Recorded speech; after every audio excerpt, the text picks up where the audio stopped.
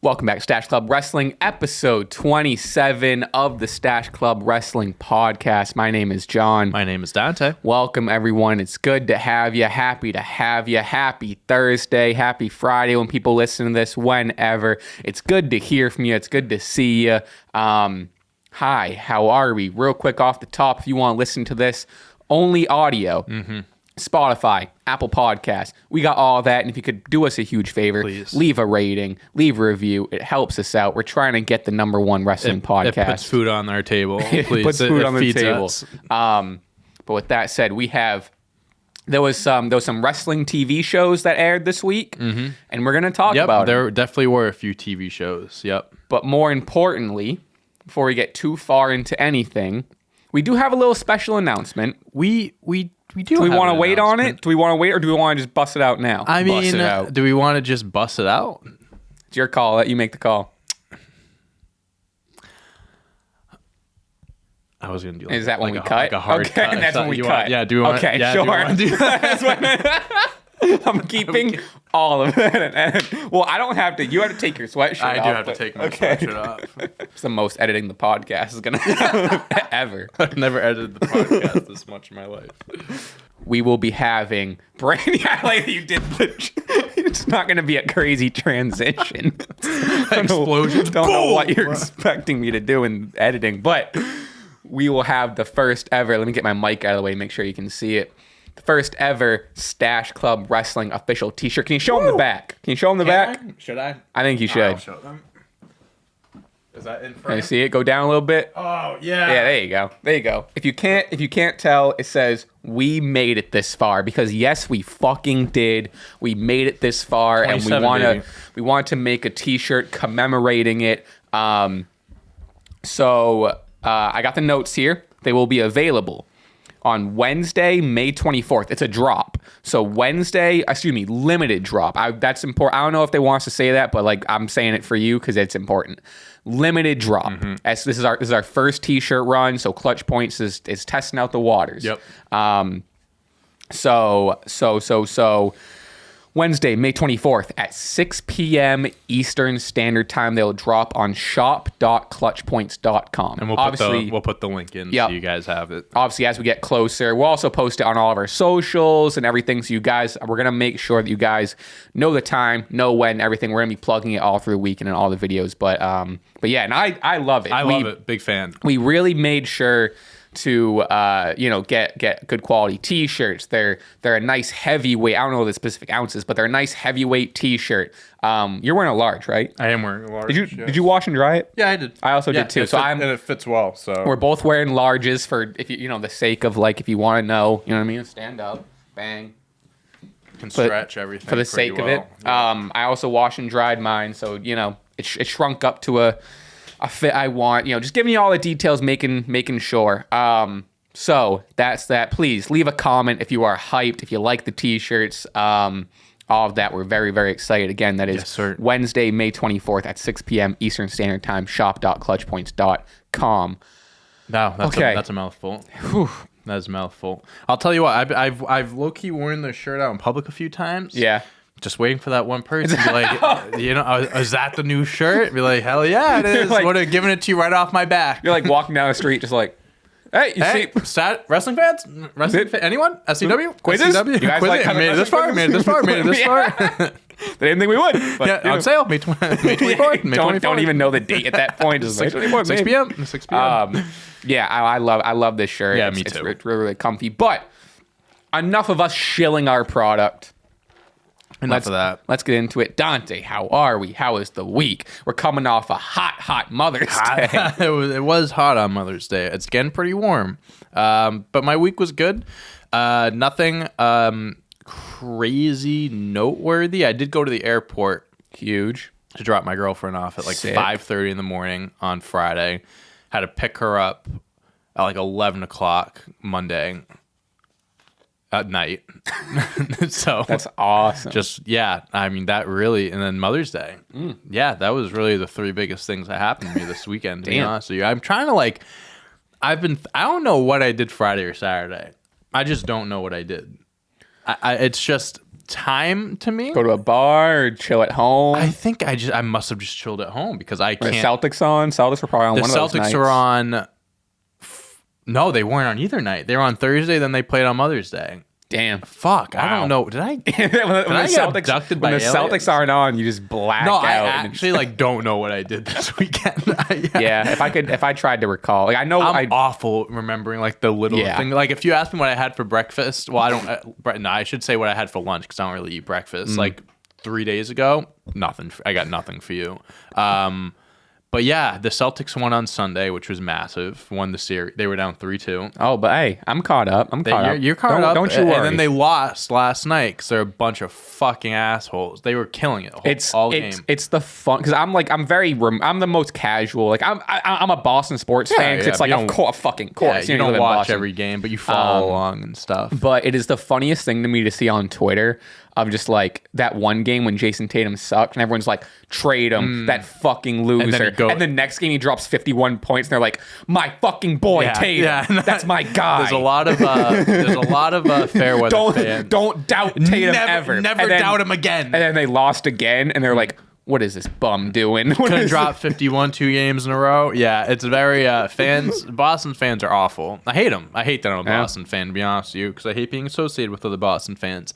Yeah, they were up, and then the third quarter came around, and then they gave up like 46 points in the third, and then they eventually lost. So they basically lost. It's 4 quarters, but you can win 3 of them and still lose the game. So it's it only matters what the score is in that last quarter. That's what they say. That's what they fucking say. So Celtics play again on Friday and try to even the series up and see what we can do. But that'll be huge Celtics recap. That's what I'm looking forward to on Friday. But yeah, how about you? How was your week? Brother, hit the Flea. I did see that. The Flea. Saw a little double XL Rey Mysterio jacket. So I still would have gotten it, bro. So I have an update. Oh. But I will say, so before in that, there's a bunch of vintage clothes vendors, and a lot of them have like vintage wrestling stuff. So I do want to talk. You go to a lot of these places that have a lot of. I'll be around, stuff. Bro. Like a crazy amount of wrestling stuff. I don't know where to look. I wouldn't even know where to start to look for places like that. Flea markets and vintage stores. Not to give away my sauce, but now I just gave it away to at least 20,000 people. But and then eBay and like Depop and shit. Like that's where I got the John Cena one that I always wear. Yeah, the John Cena one and the Rey Mysterio one I got off Depop. Oh wow. A few others I've got at just thrift stores and vintage stores, and a couple I've gotten at flea markets. But yeah, I mean it's all about the hunt. Yeah, that's what it is. That's the best part, the chase. You know what I mean? This one guy where I had the Rey Mysterio jacket. The most impressive and like the rarest shit I've ever seen. Yeah. Like OG, like Stone Cold Goldberg, and you can tell it's like from their first run, like really early rock stuff, and just like, and I'm in the camp like I know there's a lot of people that's like $200 t-shirt, that's fucking stupid. Yeah. I love that shit. Like, I get it. Like it tells you how vintage it is and how fucking cool it is. It's like it's the story. It's like there was like a few really old like insane Stone Cold t-shirts, like $150. But like the story with that $150 is that was probably sold at the arena in 1998 or whatever. I would definitely dish out some good money for like a nice vintage shirt or like a sweatshirt or something like that. I wish I took more pictures of the t-shirts. I usually do, but if there was like something like, let's say like a vintage like Jeff Hardy or like Edge or Batista shirt, or like I would definitely cough up some money for it. The Ray jacket. So I saw when I was flipping through the stuff, and it had like what I liked about this guy is he had it all in plastic, so like everything was preserved, like really nice. 100%. And I'm flipping through the shit, and he had it mixed in with like other stuff. So he also had like super rare like sports stuff, like just like the rarest collection. Yeah. And also like not one of one, but like prime OG like NWO Kevin Nash stuff. Like the old like Wolfpack stuff is so sick. Yeah. But anyway, so I'm flipping through the stuff, and when I tell you, so I saw like the front of the jacket had a WWE logo on it, and I flipped to the back and I saw the Rey Mysterio. When I tell you, I audibly went, I gasped. Yeah, you weren't expecting that. Pulled it out. I was like, holy shit. XL. I was like, oh. So I tried it on. Yeah, giant. Which every single comment is, you should have got it. It would have been fine. Yeah, if I commented, I would have said the same thing. But, so I have an update on that. For those clamoring, hopped on eBay, did a little searching. Also, the jacket was $100. It would have been if it was my size, the easiest quickest $100. Yeah, I would have 1000%. negotiated. I would have said, can you do 80? Sure. He would have came back. He would have came back at 90. Ideally, I would have got for 90 or 85. Yeah. So would have coughed up the 100 if you had. Because I went, because like when I go to do fucking business. So I went to the ATM. I got like $250 in cash, and like I'm ready to lose this. Go. You know what I mean? It's very similar to going into a casino, except at least I get stuff in return. Sure, yeah. I get a cool T-shirt. Yeah, you spend money, but you get something back. But so anyway, went on eBay. They had 2 of them on eBay. Okay. Both size larges. One was a little ripped, and one was in great condition. Not perfect, but great condition. For less than the ripped one was $66. So less than the flea market one. Yeah. I hop on that bitch. We take 40. He bounces back. 60. Bounce back at him. 50. He bounces back. 56. Oh, wow. I bounce back. Meet me in the middle. 53. Sold. Whoa. Got it. So wow. I did officially cop the Rey Mysterio faux leather vintage jacket. It's in the mail, and it's still going to be big. Yeah, but at least it's not as big as the XL, and it's not $100. And it's not $100. Yeah. So I got it for cheaper and in a size closer to me. There you go. Some would say I won. Some would say I fucking won. You won.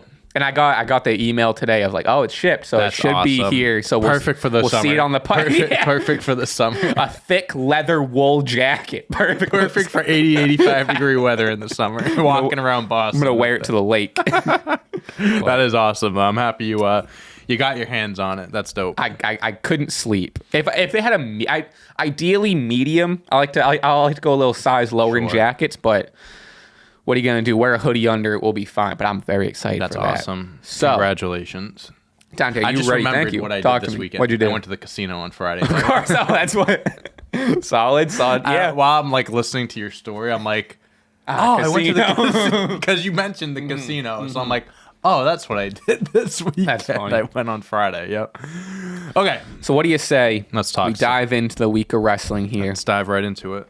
So there's like not really news. People are tweeting us this stuff. John Cena. I believe there's a bunch of people reporting. I think Fightful was reporting his quotes, like the Wrestle Ops Twitter page and WrestleZone, like all this shit was reporting his quotes. I believe he was on Busted Open Radio, he or was something on like that, right? Yeah. So all these places basically took all his quotes and just made it news pieces, which fair. So some of his biggest statements that people want us to comment on, and I want to comment on. The first notable one being John Cena says that his body can't wrestle anymore. The quote is from John Cena. That's a testament. I can hear him saying it. That's a testament to your work, man. He's so just genuine. Anyway, I love him. That's testament to your work. But man, I wish I was still there every day. My body can't do it anymore, and I don't want to give the consumer a bad product. And then this is an exact quote, but he said, what we saw from me at this past WrestleMania was like the extent of what my body can give and what can I do. Which, so, he's young and strong. I think he's definitely playing it a little bit more like he could definitely still go in the ring if he like had the time to like train and like get back. Because the Rock, when they were doing the build up to WrestleMania, and they were doing like asking Roman about Rock, and Rock like said some stuff, whatever. Roman said it. I think it was Jimmy Fallon or something like that. Like, you can be in great shape, like you can look the part, like you can be jacked, but there's a difference between like training, like bodybuilding training, which is something like the Rock and John, and then being in ring shape. Because it's like, I think I saw that too. You can look jacked and like all that stuff, and that's great. But then you act like it's the cardio, it's the stamina, it's the being able to run off the ring ropes and not pulling a hamstring, or so. So there's definitely there's definitely an aspect, a part to training that you need to be at the top of your form to be able to go in the ring. Especially when he has been out of it for so long that exactly. like, you know, he's going from training every single day and being in that shape for what, 20 or less than 20 years. Yeah. And then coming back after not being in it for like a couple years. And it's just like, yeah. And like this build up to this match, especially, like he showed up to Boston. They the challenge thing made the match official. Then you didn't see him until Mania because he was filming in between. Right. So again, it's like, it's not like he has all that time to get into ring shape. I'm sure he was doing some work like with the ring, like, you know, shaking some rust off, whatever, but he was still filming. So he didn't have the time to properly train. So yeah, I agree. Like what you saw from him is probably what you'll get from him if he doesn't have the proper training. Or like you throw him into a match, that's what he'll look like. I do believe, and like I'm not John Cena, so like whatever. But if he like cleared out like a year and said like I'm dedicating this year to wrestling, he could still be at the top of the game 100%. But I don't know if we'll see that, unfortunately. I think my hesitation at the beginning of like getting to explain this is I think a lot of it was less of like, I don't believe you, get back in there, but more of just like, you know, you read this and then you come to the realization of like, your hero is done. Superman's not in his prime anymore. At the end of the day, you know guys what I mean? get old, and it's like they move on to different careers, and that's what you kind of have to expect and appreciate. So I do love the part. Like, I've never doubted that he loves the business. I mean, he talks about in every interview how like he's a WWE guy. He loves the business. He's still on the main roster page. Like if you look at the roster on the website, he's still listed as an active wrestler. I love that he said, I wish I was still there every day. I believe that. I believe it too. I believe it too. And just like, you can tell he's just like, he is a very humble guy too. So you can tell how much he's just like, I only want to wrestle if I can give my A+ performance. Even if I can only give an A performance, that's an F to him. Right. You know? Yeah. I mean, he's not in it for the check. He's in it 'cause he loves it. And so he's just like, hey, I had my time. My time was then, not now. You got to respect it. You got that's basically what I'm getting at. Is you got to respect it, and also I love the credit he gives. But then he moved on to say on passing the torch to Roman, he said, "You don't pass it to anybody. You just hope to put energy out there, and anyone with potential can get it. It was said that I passed the torch to Roman years ago, and he absolutely is the face of the franchise. In my mind, he's the greatest of all time." Yeah, I did. That's crazy. I did see that. I mean, I don't know if I agree with I don't agree with that he's the greatest of all time. I think I get where Cena's coming from as far as like passing the torch. Like Roman, like they had their match. He's just such a nice guy. So of course he's going to say like Cena's he's the greatest of all time. He's going to say anyone's greater than him. He knows he's one of the GOATs, but like he's not going to come outright say it. I mean, right now, Roman, you could is like he's the greatest today, and he's probably been the greatest the last 2-3 years. I mean, I've gone out on a limb and I've said he's top 5 all time, which I still, stand by that statement. But it's a whole different thing to be considered the greatest of all time. Like that's just a whole different conversation. I think Cena's just kind of like, I was the guy. Now Roman's the guy. Yeah. So, like, he's the greatest. You can tell how much respect. Because, like, Cena knows what it's like to be the top guy. And I think there was also a quote, I think it was John Cena. Maybe. Oh, someone. Where he was basically just saying, like, Roman... Like, it was kind of a weird thing. Because, again, John Cena is very... When he's in interviews, he's very political. Yeah. Where he won't say anything bad. So he was, they're kind of talking about how like he's got a great PR team. He's got a great PR team, but how him and past champions have been there every night and fighting, and they're kind of talking about how Roman has a part-time schedule, and Cena not twisted it, but he kind of put it in a light of like, hey, Roman found out how to do it different. Roman found out, discovered how to make himself rare and how to make himself special. Because he's still relevant, even on the shows he's not on. Like when you have the Usos and stuff, like he still has his hands in all that stuff. And like even like Cena saying, like there's a whole like conversation about that. Like when Cena and The Rock were feuding the first time, half of that whole like promo back and forth was how The Rock part-timer, shows up, left for Hollywood, and then years later, Cena does the same thing. Years later, Roman was saying the same stuff about Brock being a part-timer, and now he is a part-time. He's going to eventually go on. It's a cycle. It's a never-ending cycle.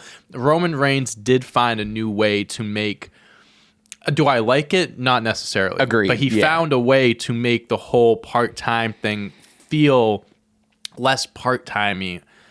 It doesn't feel like he's there full time, but it doesn't feel like he's there part time. Like when Brock was the champ and he was gone, that was like he didn't make it feel like he wasn't relevant. I mean, it helps because, and this is part of it, but obviously he has the whole bloodline. That was another thing that Cena was saying. He was like part of what is also different too is John Cena was like, when I was champion, it was just me.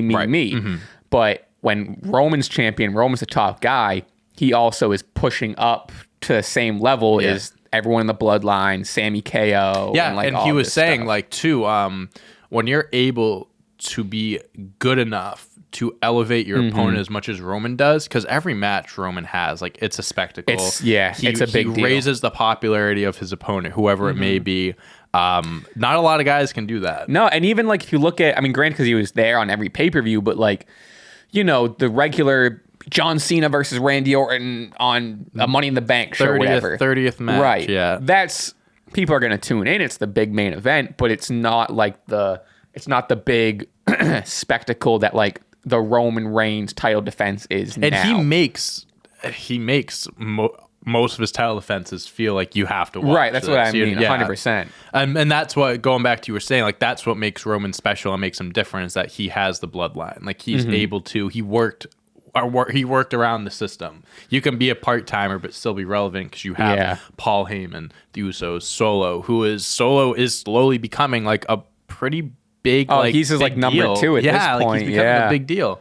So it's very he owes so much. Like he would like maybe this is a hot take, maybe it's not, but like Roman owes so much to like so many other people. And I think I'm not saying that he doesn't know this or like, whatever, but like everyone in the bloodline and Sammy and KO, whatever, when he's gone for 3 weeks at a time, they fucking carry. Yeah.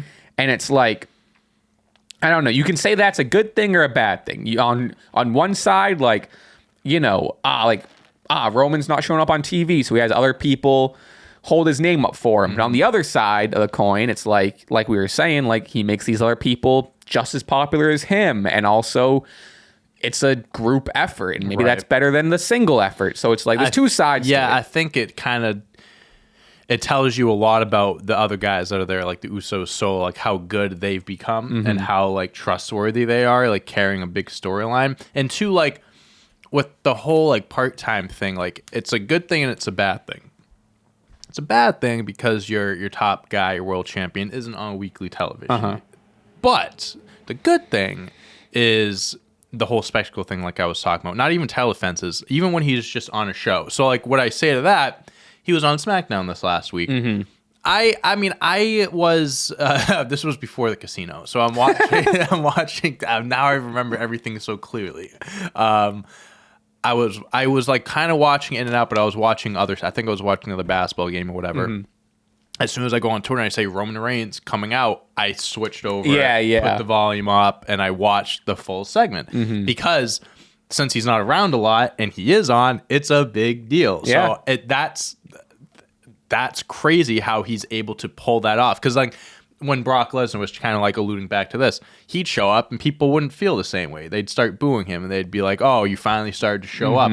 Some people may say that about Roman, but it's like, "Oh, Roman's finally here. Like, let's see what he has to say." It's more of a big deal. And again, I think that goes a lot to at least like when Brock was away, there'd be no story progression. Right. At least with this, there's story progression that leads up to his appearances. So there's at least like... Yeah, so that you're right. It's good and a bad thing. It's really however you look at it. I'm kind of in the camp of it being more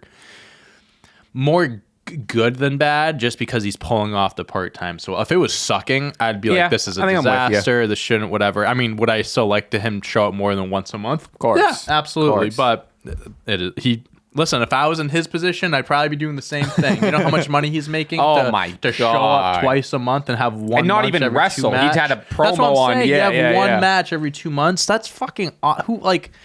anyone that says they wouldn't do that's crazy. He said in an interview before WrestleMania, like Seth would take this deal if he could, like anyone could, but like no one can't because it's just me that can do it. So pretty crazy. What are we looking at here? Sorry, I just want to pull up a news thing just in case. Okay, so another bit of news or reporting, whatever. About that for as long as we did, honestly. Randy Orton could. Maybe it's on the fence of whether he's going to come back from this injury or if he's just going to kind of not risk it and maybe retire instead. So Bob Orton, his dad, was quoted saying, "He's training, so we'll see what happens. If he feels like he's ready to go back, I think he might. Then again, he's pretty well taken care of. I don't think he needs to. I think the doctors have told him not to." So, yeah. I mean, there's no, I want to preface this by saying there's no actual report. This is just one quote, but this is speculation and all this stuff. But what does his father know? What does his stupid father know? But I guess just how would you feel about Orton retiring? Like I don't know. It doesn't even feel, I don't know, like, how old's Randy? Mid-40s? Yeah. I'd say 44. That's my guess. 45. 43. Oh, wow. When's his birthday? April 1st. Now you could do like 5 million quizzes on this. Yeah, I know. April 1st. I mean, I think it would be bittersweet, obviously, because he's retiring. Mm-hmm. He's a guy, like when I started watching wrestling, he was not the guy yet, but he was like, he became I think it was 2007, 2006 when I started watching wrestling. So he was like right there, like on the come up. So like he was around like throughout my childhood. I'd say he was the biggest heel, or at least became the biggest heel. I always see these things where it's like, what's the greatest villain of all time? Like just like talking about like movies or whatever. People go Randy Orton, like bald-headed Randy Orton. What a menace. Bittersweet because one, it would suck seeing him go, but two, like he had a long career. He wrestled over 20 years. Nothing on the table. Nothing left. Mm-hmm. Like there's nothing more for him to accomplish. One of the like really, if you really want to talk about it, one of the greatest careers ever. Dude, honestly, like if someone said to me like Randy Orton's on my Mount Rushmore, I would be like, yeah, that's fair. That's so fair. His accolades are incredible. The rivalries he has. The matches, the WrestleMania main events, just everything. The heel runs, the face runs. Like the guy is just unbelievable. Like you have all his accomplishments right here. 14-time WWE champion, 1-time Intercontinental champion, 1-time United States champion, 3-time WWE Tag Team Champion with Edge, Bray Wyatt, and Riddle. Royal Rumble match winner twice in 2009, 2017. Money in the Bank winner 2013. He's a Grand Slam champion, a Triple Crown champion. WWE Year End Award for the most shocking moment. Okay, well now we're getting that end 2 Slammy awards. Yeah, but like the dude just accomplished. What else is there for him to do? Unbelievable career. What else is there for him to do? I obviously would love to see Randy Orton come back. I would love to see one last run. I would love to see one last run.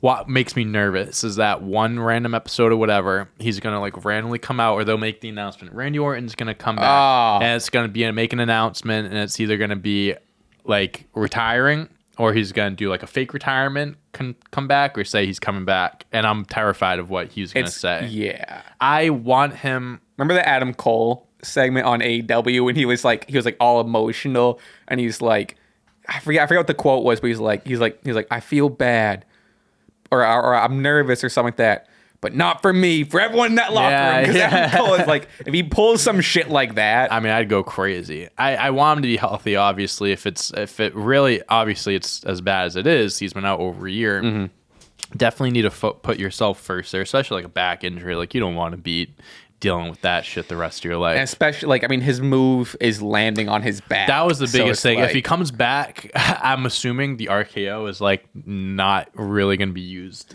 at least as much as it is. Maybe he takes, some more time off. Maybe he needs like another year off or something like that. Maybe this is just a long break for him. It would suck though if he retired. Because it's like we were just talking about John Cena, but it's like he's at least with Orton, like it was like he could have kept going. This isn't like because he left for Hollywood, and it's not like we eased into it. It's just kind of like an abrupt ending. Yeah, it's very reminiscent, granted, rated RKO connection, but like very reminiscent of when Edge first retired, and it came out of nowhere. It's because of an injury. Yeah. Obviously, he came back and he's on a great, kind of resurgence 9 years run, later. Yeah. Yeah. Hopefully, we don't have to wait 9 years to see Orton again. And I think because Randy's one of the last, like the final 4 or 5 standing from our generation. Yeah. You got Randy. Oh my God, I'd say Randy Orton might be top 2 of this generation. I think. No. But I'm just saying, there's 4 of them. Yeah, no, Not I like understand. top, I understand. You got. They had the triple threat match on SmackDown, which we'll talk about. But you got Edge, Ray, throw AJ in there. Sure. He was in TNA for the entire time, but throw AJ in there. Randy obviously, but who else really is there? Batista, right? Or no, still wrestling. I was thinking of our generation. That's it, right?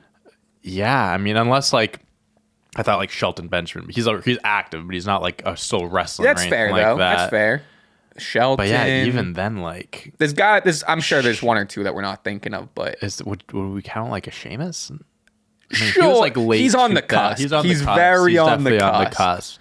But yeah, no, there's not many of them. Yeah, there's not many wrestlers like that, and especially of the top guys. At that point, then it's just in WWE specifically, Edge, Ray. Yeah. So it's it stings too because 43, not young by any means, but he's still there's older wrestlers. Yeah. And when he got hurt, he was still going at a phenomenal pace, keeping up with everyone, was having the time of his life with Riddle and RK Bro and stuff. So it's unfortunate that all that stuff got cut short again. His health is most important. So you gotta do what's best for you. But I really hope we see him wrestle again, because it would be upsetting if that last year in a tag team match against the Usos was the last time we saw him wrestle, and we didn't know at the time. So yeah, like I said, this isn't a report. It's just kind of rumors and speculation going around. Let's see. I wrestled Brand Danielson has a quote. I'm just making sure there's no updates. Okay. All right. Moving on. AEW officially announces AEW Saturday Night Collision. And in the report, it had, in bold top performers, Miro, Thunder Rosa, Andrade. Yeah. So we got the second show. We got a second show. Third show. Technically third show. Don't know if it's going to be a brand split. It's going to premiere, what did they say, sometime in June or something? 17th. Yeah, I think that's something like that. It looks like the WCW Nitro logo. Oh my gosh, it's identical. It's identical. The same thing. No, I like it, but it is so close to each other. I'm gonna pull it up. I don't have too big of an opinion until it starts. Really, it's I think we talked about it last week, so we weren't really gonna rehash it, but. I don't know. It's just it seems they're only a 3 or 4 year old wrestling company. They already have Rampage. I'm all for more wrestling. It's going to be tough. It's just another show. It's going to be tough to watch all of it. Let me tell you what. I don't know how many times I'm going to be watching Collision on a Saturday night. It seems like record it and you watch it Sunday morning casually. Yeah, it seems, Definitely. It seems like I bet they do the Rampage route where when it first starts, the first couple weeks are going to be huge. And it's going to have Kenny and it's going to have, everyone, whatever. And then you kind of see it taper off into what it is. There's also reports people now it's kind of not that being denied, but it's being refuted of any CM Punk involvement. Yeah. Which might just, on one side, it could be true. On the other side, they could just be trying to dampen expectations, trying to maybe get a bigger pop. I don't know. Yeah. I'm not putting too much stock in anything. Apparently, they title their episodes. So apparently the title of the first Collision episode is called The Second Homecoming.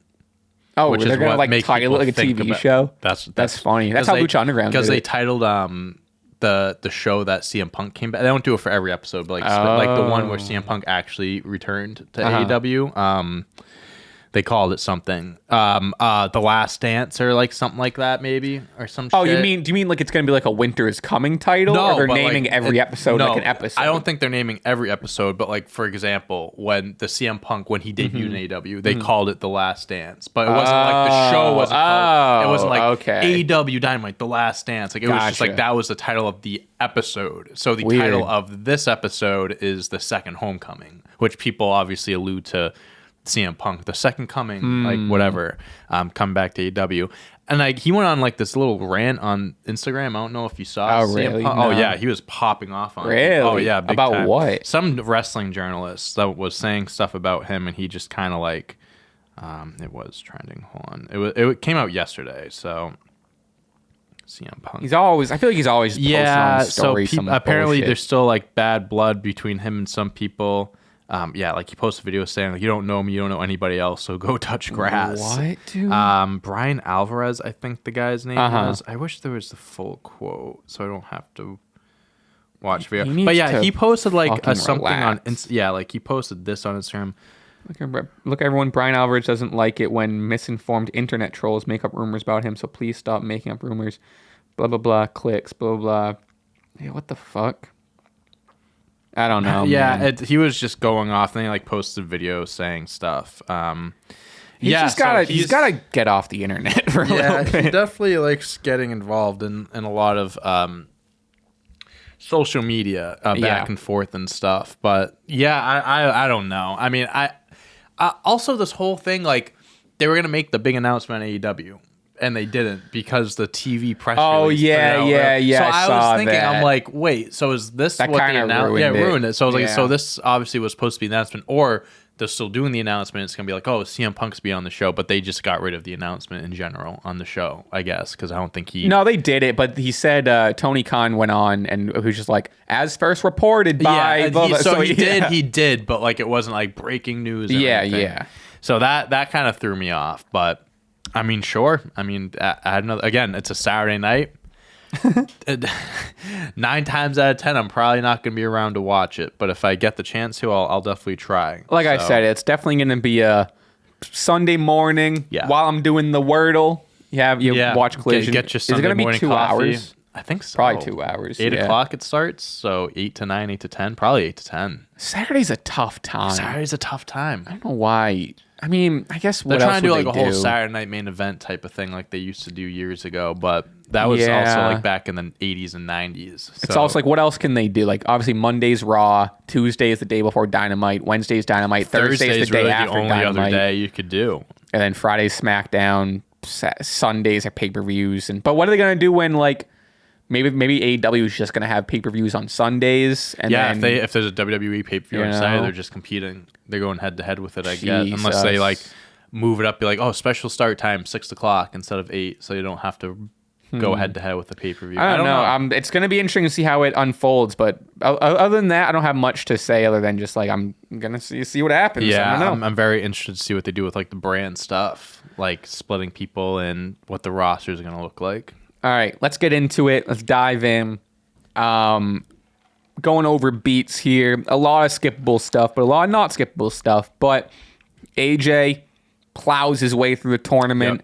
Yep. Not even going to talk about the Lashley and the Sheamus and the rematch, but really fun AJ Edge Ray match. They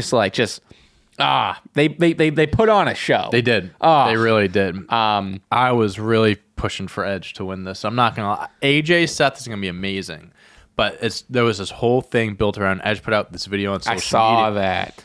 I never lost my title. This is the resurrection of Big Gold. I was really buying into the Edge winning hype. Because I think he'll stay in the picture. He'll stay in the picture. I love Seth. I want him to win. That's great. But man, Edge winning that would have been fucking sick. It would have been such a cool story.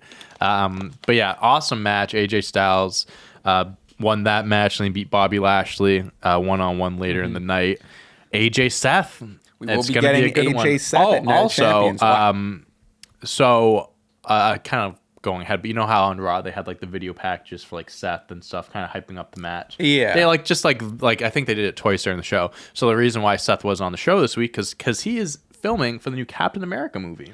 I saw something like He that. is in the new Captain America movie. What does he play? I don't know. I have no idea Captain what the name America of his character is. It's this Captain America is like a reset button because Chris Evans isn't Captain America anymore. Spoilers. Oh, the guy. Fuck. Falcon. Yeah. Falcon's the new Captain America. So it's a whole new thing now. So I don't know what Seth's role is going to be. I don't know if it's a one-off thing. I don't know. I might get hate for this, but I just do not give a shit about Marvel stuff. I mean, I don't think that's a bad like take or anything because I think they're so like. I tried. If you I put tried out for years. So since Endgame came out, I think that was like the last. Like that was the last straw. Like not the last straw, but it was like after that movie came out, all Marvel movies. That was the WrestleMania. Shit. That literally was the WrestleMania. Ever since then, you put out 5 Marvel movies. One of them is memorable. One of them is good. What one was that?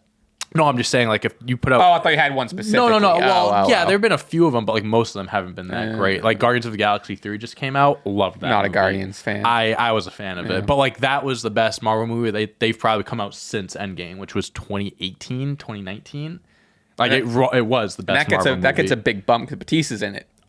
I mean, that's the reason why it was the best one. He was the best character. I'm just saying that too. Love you, Batista. But yeah, it'll be. People were saying, oh, maybe they won't put the world heavyweight title on him because they're worried he's going to start like acting and stuff. Like, no, get out of here. My guess is if it's I don't know what role it is. Maybe it's come out. Either it's going to be a cameo or a small one-day shoot, whatever. That's what I think. I do not think Seth isn't becoming Hollywood. the next Captain America, guys. Don't worry. That'd be crazy. Imagine. Could you imagine? That'd be sick. But yeah, no. So I thought that was interesting. But I'm sure it's just a one-off, like cameo. Mm-hmm. He was filming for the week or whatever, and then he'll be back. He'll be back next week. I mean, it's gonna be Seth, right? But I could see them swerve and do AJ. They could, They could, but it should be Seth. Yeah, it really should be Seth. Roman Reigns returned to SmackDown. Isn't happy with the Usos. Mm-mm. Boy, howdy, is he pissed. You don't like Roman when he's mad. I'd love like petty, passive aggressive Roman where he's just like calm, but he's just like. He's boiling. Like, yeah, he's like, it's boiling. But he's,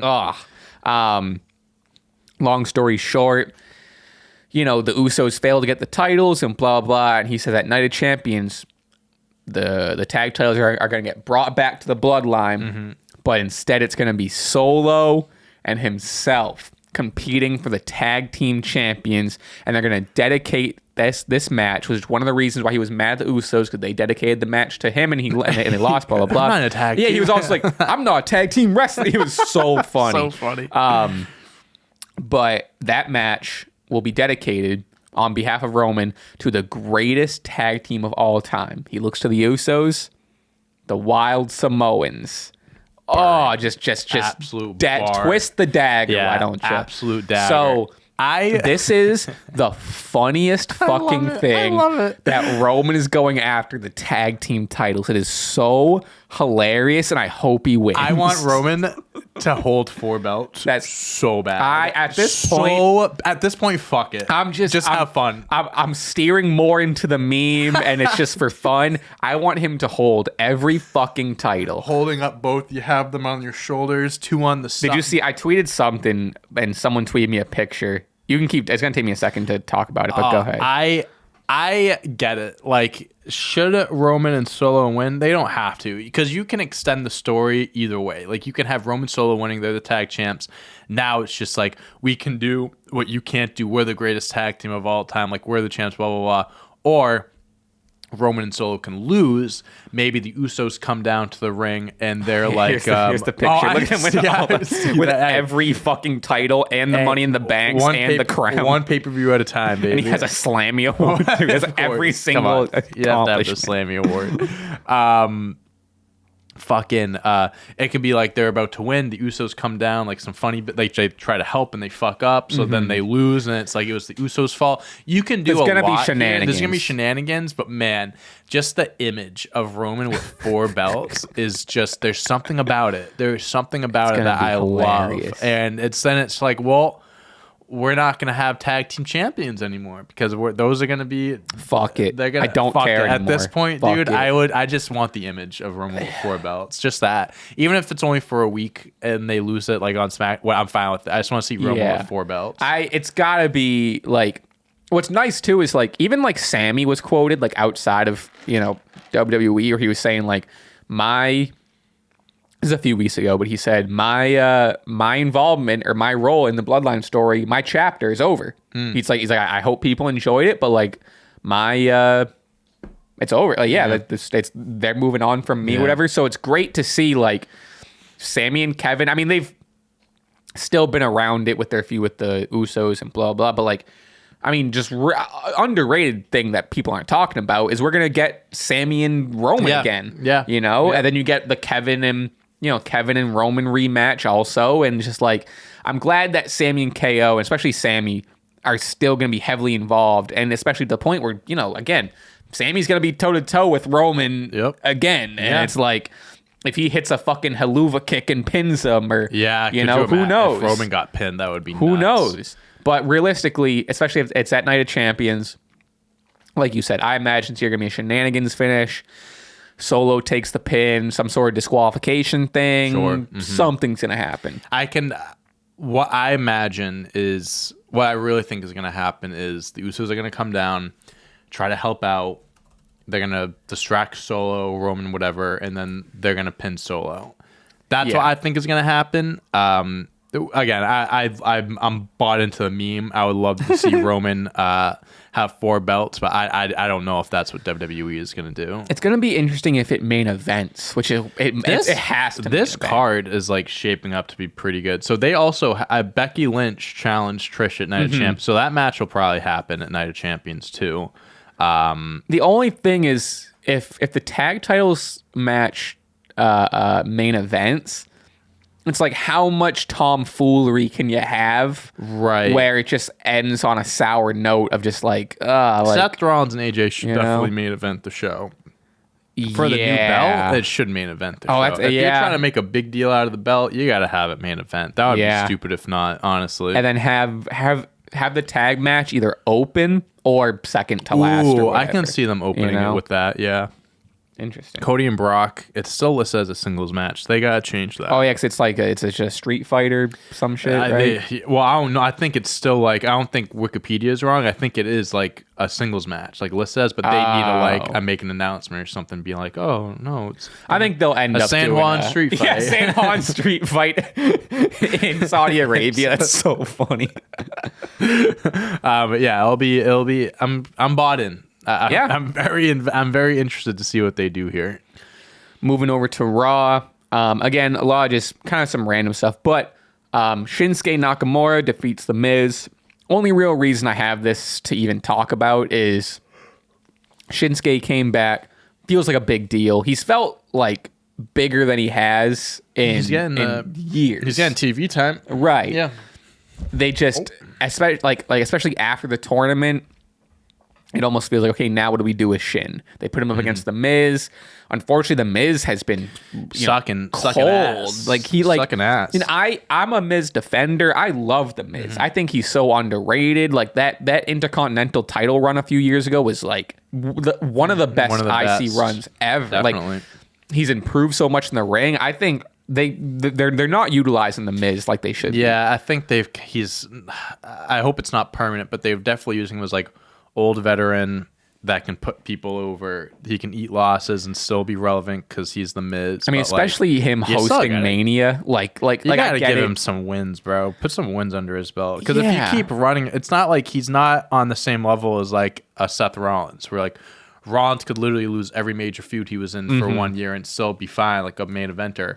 The Miz isn't like that. Like he can eat losses and stuff and whatever, but like if he keeps going this way, it's going to be very hard to build him back up. He's just going to be a jobber eventually. That's why I'm hoping it's not permanent, because now it's just like, I was hoping it would change post draft, like he'd get back on the wagon of winning matches and being involved in like mid card feuds or whatever, but like obviously not. So yeah, he's been getting TV time. He's getting TV time. That's something. So he's not like not showing up at all. So that is something, but he needs to get some wins.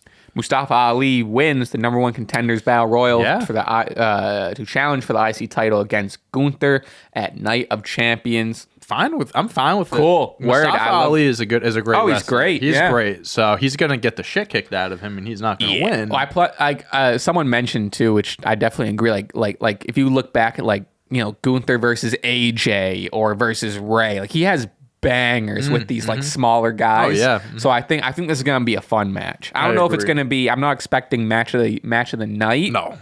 But it could be. I think it could have be a underrated. running. It could have a running. Mustafa Ali's been someone that fans have been wanting to see more of. He's just always a guy that he's another one of those Chad Gables where it's he's super underrated, doesn't get used the way he should. I mean, good for him because he always tries to change. He's doing some character now, Mustafa motivation or whatever the hell it is. He's trying to always stay relevant. Years ago, he was in line to become a world champion. So the whole Kofi run, that was supposed to be Ali. Right. Because Ali got hurt. Yeah, I read Kofi about took that. his spot, and then even the year Brock Lesnar won Money in the Bank, months later, Mustafa Ali was going to win that before they changed it. So, we're going to have Brock come in and win it instead. He's been highly he's been held to a high regard and stuff in the past, but he's just kind of been dealt some unlucky. He's just been lost cards. in the shuffle the last few No years. way if he was in Kofi's spot though would he have won. There's no way. I wouldn't have been sold on him winning a world championship back then. But the way they were building him up, I think they could have made something out of it for sure. But no, Kofi winning definitely felt more was a much bigger moment than Ali would have been. So, like you said earlier, Becky announces herself versus Trish at Night of Champions. Yeah. Solid, cool. I'm fine with it. I think I think it needs a little more build. I agree. I don't think this is the only match they're gonna have. I'm still set on they're gonna have this match. Becky loses some shenanigans. Trish cheats to win. Money in the Bank comes around. Tomfoolery in there. Trish costs Becky. Becky costs Trish. Whatever. And then SummerSlam, they have their big blow up. This is a SummerSlam match. This is a SummerSlam match if I've ever seen one. It really is. I get it. Have the first one at Night of Champions. It's a Saudi show. It's a fancy booking show. Sure, that's fine. But it's definitely not going to be the last of this feud. So, I even want to skip this. Dom Mysterio defeats Xavier Woods. Again, the only real reason I put it is because it's weird. Woods is still on TV. That I like they're putting him on TV, keeping up the New Day thing while Kofi's out. But he doesn't win, and they have a weird feud because Woods also beat him up when he went and ran in the main event, which we'll talk about. But yeah, not notable. But what is notable, Dante, I'll tell you. I'm gonna mispronounce it, but Indus-Sheer. Oh my gosh. Indus-Sheer, sure. Indus. I'm not sure how to pronounce it. Yeah, I'll go with that. It's Veer and Sangha with Jinder. They debuted with a squash match. Honestly, I mean, again, nothing crazy. They looked solid. They looked good. They've been an NXT team for a very long time. Have they? Oh yeah, they've been. I didn't know that. For a little bit. Oh, yeah. No, it's not a brand new team they put together. They were in NXT for a little bit. Oh, I thought this was brand. No. They got. I think they all got called up together. I don't know if it was I think it was post draft, on the Peacock, whatever they did. No, they were in NXT for a little bit. Even with Jinder as a Jinder got brought down to NXT a few months ago. Wow. So yeah, that's what they've been doing. Where have I been? Veer, you don't really watch NXT that much, anyways. I mean, they're not the stars of the show, right? I'm not tuning in for them. You're not tuning in for them? Veer and Sangha? I don't know what his name is. Anyways, Veer was, I think it was last year. They did the whole Veer's coming. Veer's coming, and people made a meme out of it because he never was showing up. So they brought him back down to NXT because I think they were in a tag team before. They brought up just Veer, and then when that didn't work out because he never showed up, they brought him back down to be in that team. Yeah, I mean they definitely have an intimidation factor. Definitely have a look that makes you scared. And Jinder Mahal, I mean, say what you want about the guy, but he is a former world champion, so you can't really dispute that. So yeah, I mean, I'm cool with it. Build them up. Nothing wrong with another fresh tag team on the main roster. Cody Rhodes is in the ring. What do you want to talk about? Every Monday at this point, I get like so many people tweeting at me. Yeah. It's like, so Dante, what do you want to talk about? So shut the fuck up. People say, people relate it to, they didn't think we'd make it this far, but we got it on a fucking t-shirt now. Yeah. And also ours is better. So much better. They didn't think we'd make it this far is so much better than what do you want to talk about. We're so much better than Cody Rhodes. In all aspects. Handsomeness. The six-pack. I'm not going to show you, but like I'm definitely much bigger and built than him. So he says, he's hyping up the Night of Champions thing. It's pretty standard. It's nothing crazy. He did bust out a metaphor. I think it's a classic story of the scorpion and the frog. Basically, classic. A frog and a scorpion's on the frog's back, and it crosses the river or some shit. Scorpion walk into a bar. Yeah, that's the story. So a frog and a scorpion walk into the bar, and then it's in the scorpion's nature to backstab or poison the frog, and the frog's like, "What'd you do that for?" And the scorpion's like, "It's in my nature." So blah blah. It was just a long metaphor for Brock is a scorpion. It's in his nature to hunt. He's a Scorpio. He's like, Brock is a Scorpio. And I don't like Scorpio. And actually, what is it? Mercury just left retrograde. Saw that on Twitter. Mercury just left retrograde. I don't know. Am I a lot? Should I know this? Have you ever heard of that before? Mercury is in retrograde. You definitely heard like Mercury is in Gatorade, like that joke. I feel like I've heard. Yes, I'm familiar with that. Well I should have said that. Why did you start there? I don't know if I know what you're talking about. So yeah, Cody grabs a mic and he says, "Mercury is leaving retrograde. Mercury is leaving retrograde." And seeing as that Brock is a Scorpio and I'm a frog. And I'm a Froggo. It's a new zodiac sign, the Froggo. I can't make fun of it too much. Every single girl I've dated has been an astrology girl. Really? So I can't. Oh yeah. I thought you were gonna say each girl I met has been a Scorpio or something. I was like, really? I exclusively was like, oh date really? Scorpio. I didn't put those pieces. What are you, Gemini? I'm exclusively Scorpio. Sorry, see ya. Doesn't check out. Anyways, back to frogs. It's, standard. You're simply in my way. It's in Brock's nature to hunt, and I'm going to hunt, and blah, blah. Just hyping it up, standard.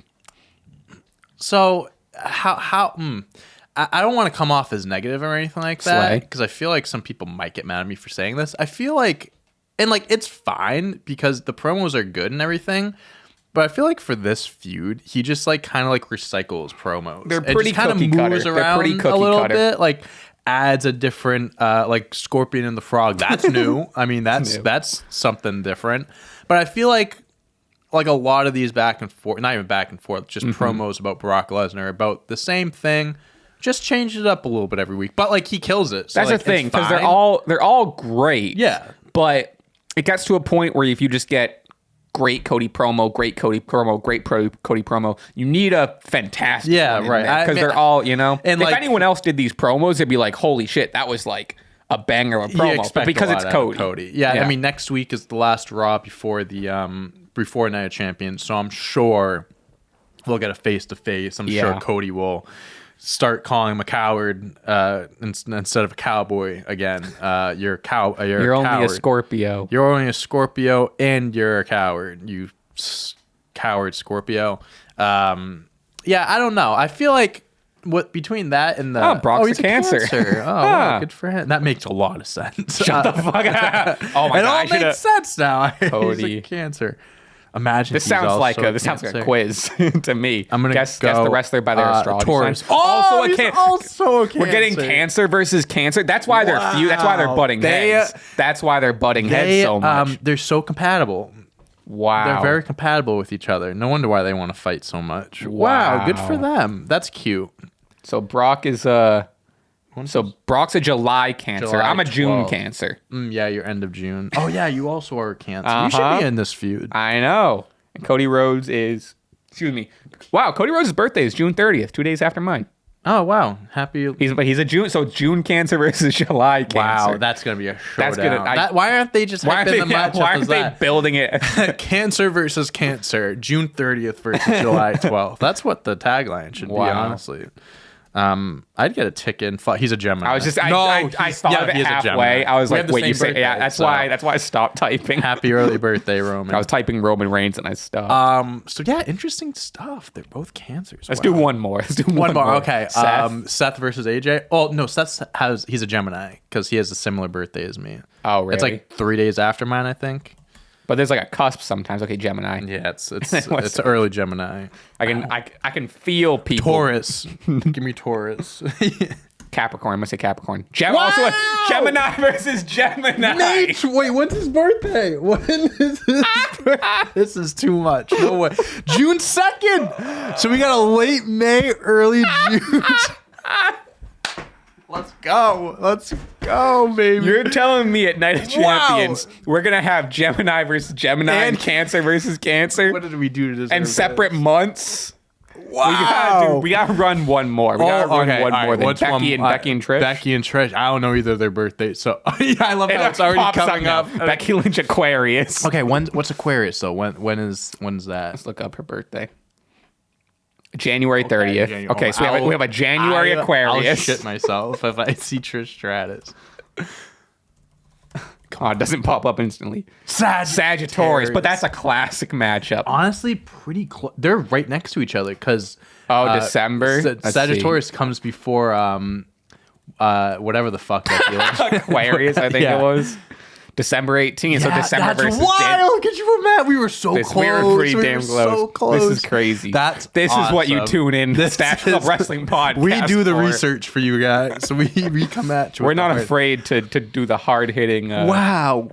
That's so funny. So funny. Cancer versus Cancer, Gemini versus Gemini. Yeah, don't bother checking Seth. I know he's a Gemini. Check AJ. I don't know why they haven't been. They haven't been hyping that up as much as they should. So that's funny. A big deal. That's awesome. That's a big deal. I wonder how many times in history we've had two of the same. All right, last one. Stone Cold Steve Austin. Don't. Versus The Rock. Yeah. All right, Stone Cold's a Sagittarius. Okay, him and Trish. Okay. But so when's his birthday? Let me look up his birthday. So he's bear with us. We're almost done. September 18th. Okay. Him and Trish have very similar birthdays. Okay, wow. The Rock. Taurus. Gross. Taurus. Oh, yeah, that's right before Gemini. Interesting. Oh, yeah, because he's an early May baby, and that's why. Is he? What's his birthday? So. May 2nd. May 2nd. Wow. So if you see a quiz pop up soon that says guess the wrestler's astrology sign, we're gonna kill it. We're gonna nail it. You know where it came from. Okay. All right. Anyway. All right. Back what were we talking the real about? Business. We were talking about. Cody. We can move on. Yeah. I mean, I have nothing else to say about the Cody thing. I had nothing to say besides that. Oh fuck. Okay. Ronda and Shayna return. Boo. They attack Raquel. It seems like we haven't seen them since their WrestleMania loss in the Battle Royal. Seems like this is the direction they've been wanting to go the entire time, but obviously injuries kind of, took it off course. So it looks like, Ronda and Shayna versus Liv and Raquel, probably for the tag titles. I don't know if at Night of Champions, but we'll see. Apparently Liv's hurt. Oh, really? Is that like a real hurt? Or is that like a... Oh, really? I don't know how serious it is. I just assumed it was a kayfabe. I think the report is that it's not as serious as they thought. So I don't know if I don't know when she'll be good to go. I can see them doing like Raquel, like handicap match type of thing if they have to get the belts off of them. I really don't know. But yeah, I actually couldn't be less interested in Ronda Rousey and Shayna Baszler. It sucks because it's Ronda Rousey. Shayna should be in the position of where Rhea is. I agree with that. I feel bad that Shayna's tied to Ronda. Right. It's oh man, Ronda should be so much bigger than what she is and so much better than what she is. But man, it does always blow my mind that we just get Ronda on Raw sometimes. You know what I mean? It pisses it's confusing because her first ever match, the tag team match, her and Angle, Triple H, Stephanie, she was awesome. She kicked at even her first year. kicked ass. Maybe it's because the expectations were low. Maybe I don't know. I don't even know. I think the expectations were high. I was gonna say. I was gonna say if the expectations were even low, but like, I just don't think she cares, and two, I just don't know if she just like wants to get better. Because she just had like it. I don't she's know. She's probably getting a pretty paycheck. She definitely is getting a pretty. I think this is something where like she's just kind of in it for the money. I just can't imagine a world where she actually trains like 5-6 days a week and has still this like performance the way that she does. She's just not good in the ring. She's just not. It's gonna be. I think this is probably whatever this leads to, the tag title match or whatever. Or whatever her next match is. She might have a match on Raw next week for all we know. Who fucking knows? But whatever the next, I'm gonna say not just a Raw match. Whatever the next big like pay-per-view match with her is, whatever, is arguably one of the most important matches of her career, because it's like she has to show like, hey, like I can, I got back in ring shape and I got back to. I want her to do it. I have. We're rooting for her from day one. I've wanted put a mouthpiece on her. Give her someone that can talk for her. Please, she'd be perfect with a Paul Heyman. Oh my god! If she was matched with a Paul Heyman and just set up as just like a killer, and just like similar to a Brock Lesnar. She's just not like the best in the ring, but like. You could sell me if you have Paul Heyman hyping her up and then she goes in there and starts sandbagging people. I'd be like, okay, she's a professional fighter. Like, she's actually trying to legitimately hurt people. You can do that. They can still do that. Like, the thing is even though she's been the WWE for 5 years, which is fucking bonkers. That is crazy. You can, just because of name value alone, you can still build her into that dominant heel top women's champ. You can, but like I just don't know what they're doing. Give her a little bit of a tweak. Lose the music, because like the music is very with the I do like that song. I love it. I agree, but it just doesn't match. It doesn't fit her. No, not at all. I agree. Give her Brock Lesnar's theme song. I know she's doing an ode to, which again I love. Like it's her whole thing is an ode to Roddy Piper. Right. She comes out. Well, she doesn't even come out in the kilt anymore. Rowdy, but she still has like the Rowdy Ronda stuff and like all that. Drop all that. Drop the song. Get her some new stuff, and then repackage her and have her come back as this like ass kicker, even with Shayna, because she can stay with Shayna, but it's just Shayna's an ass kicker too. That's what I mean. I could everything that I just said about Ronda, you can do with Shayna. Right. You can give Shayna a mouthpiece and make her a dominant on champ. paper. It's a great pairing. It is. It's a really good pairing. Two like MMA background fighters, like it should work. I don't know. Yeah. Well, hey, hopefully they surprise me. I really do. Seth Rollins had a little bit of an interview on Raw. Fun interview, hyping up the match, hyping up his potential win, and he was talking all about like the Shield split, and he was talking about how his current, a very self-aware interview where he was talking about how his current rise is so organic, and it's all because of the fans, and it's this is his ultimate, like he's full baby face at this point. He's right too. It's like every character he's had has kind of been like, oh, we're making you a face, we're making you a heel. This is the first time where like the fan, like he was a heel, and then they just bought into it, and now he's just an organic baby face. Like the whole singing thing and all that. Awesome. Whether it's I've heard reports now sometimes it gets a little piped in. Maybe I don't know if that's true, but either way, at least speaking when it first started, like that was all crap. Oh, you know what I mean? time. Unless, who knows? Maybe unless we're all getting fooled and they just been piping it in. But hey, I was there. Hey, you know what? I'll say I was there live. I can see it at I was there live, the big and it is shows, loud. like the Bostons and stuff, like they don't need to pipe in. So maybe at like the smaller venues, if like it's a dead crowd, maybe, but I don't know. I don't know. But yeah, I mean, solid again. I mean, it's Seth's gotta be the inaugural champ. It's gotta be Seth. It's gotta be him. Because again, we talked about it. Like if a SmackDown superstar wins, has to go over to Raw. So if that's the case, you have to bring AJ, Luke Gallows, Carl Anderson, and him over to Raw. And they just they haven't been like Seth's been built up. AJ is great, obviously, but he just came back too. He just came back.